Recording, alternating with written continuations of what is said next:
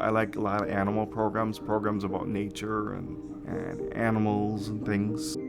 It's just the places that they film are just so interesting, because I get to imagine that like I'm there, even though listening to it, it brings me like I'm right there with the people, and I'm thinking, boy, I'm glad I'm not out there. It helps me relax.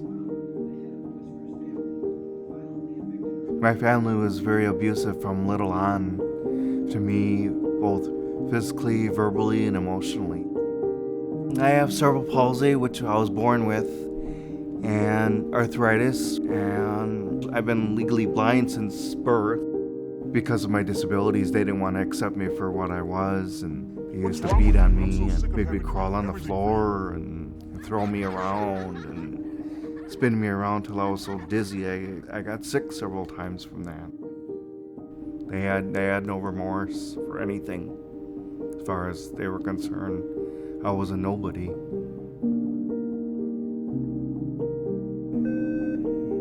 My caregiver usually gets me up at 5:30 in the morning, and then he helps me, prepares breakfast for me so I can eat.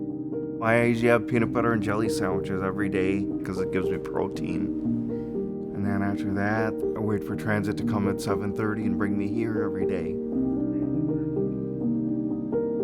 Some friends of mine told me about St. Anne's, that they were going to try it after 30 years working. I said, that's for me, and so I decided to retire and come here full time so I wouldn't be sitting home doing nothing.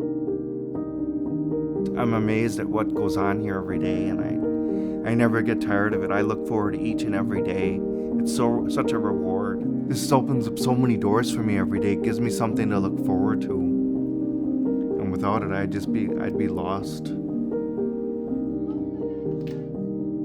We have just as much right to be in this community as anybody does, and that we're people too. We're just like everybody else. It's because we have disabilities, doesn't mean we're any different from other people.